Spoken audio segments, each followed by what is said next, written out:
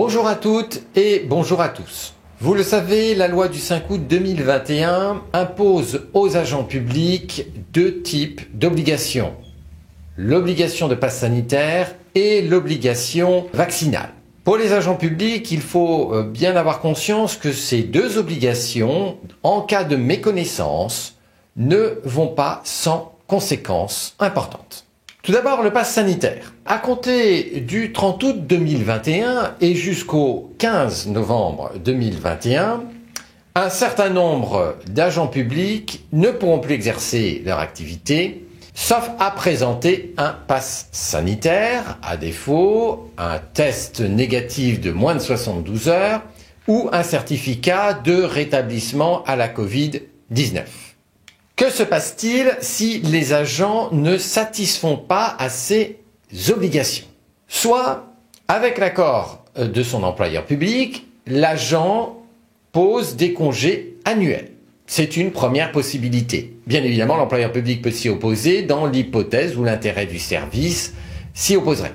Deuxième possibilité, à défaut donc de congés annuels, l'employeur public suspend immédiatement l'agent de ses fonctions. Et attention, cette suspension n'est pas une sorte d'autorisation d'absence qui permettrait à l'agent de conserver sa rémunération. La loi est très claire, cette suspension emporte suspension, interruption du versement de la rémunération de l'agent qui ne percevra donc plus ni ses primes, ni son traitement. Bien évidemment, si l'agent, à la suite d'une suspension, se met à satisfaire à son obligation de passe sanitaire, la suspension est levée. Lorsque la situation se prolonge au-delà d'un délai de 3 jours, l'employeur public doit convoquer l'agent afin d'examiner avec lui la situation. Ça peut être l'occasion pour l'employeur public d'essayer de convaincre l'agent de satisfaire à ses obligations. L'employeur public, à cette occasion, examine également les possibilités d'affectation de l'agent sur un poste qui ne serait pas soumis à l'obligation de passe sanitaire. Si un tel poste est vacant, l'agent va donc être affecté temporairement à ce poste. L'obligation vaccinale. La loi du 5 août 2021 dresse une liste de personnes qui doivent être vaccinées.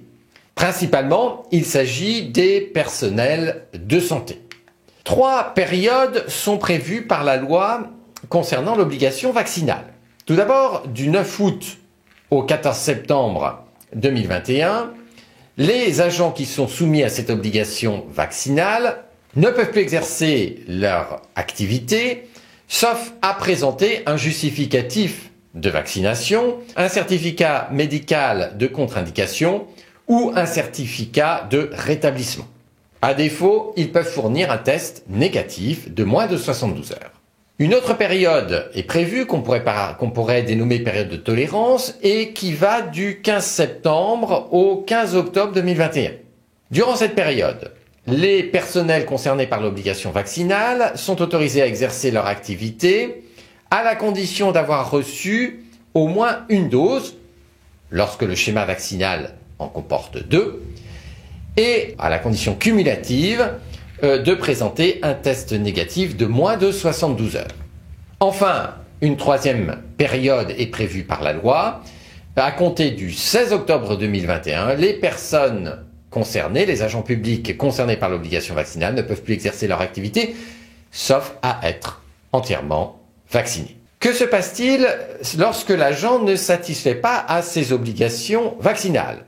L'employeur public, qui constate la méconnaissance par l'agent de ses obligations vaccinales, doit l'en informer sans délai et le suspendre de ses fonctions, ou du moins lui interdire plus précisément l'accès à ses fonctions.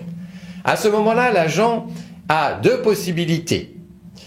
Soit il pose des congés annuels, avec l'accord de son employeur, donc sous réserve de l'intérêt du service. À défaut, il est à proprement dit, suspendu de ses fonctions, et s'il s'agit d'un agent contractuel, c'est son contrat qui est suspendu. Cette suspension s'accompagne de l'interruption de la rémunération. L'agent public ne peut percevoir ni son régime indemnitaire, ni son traitement.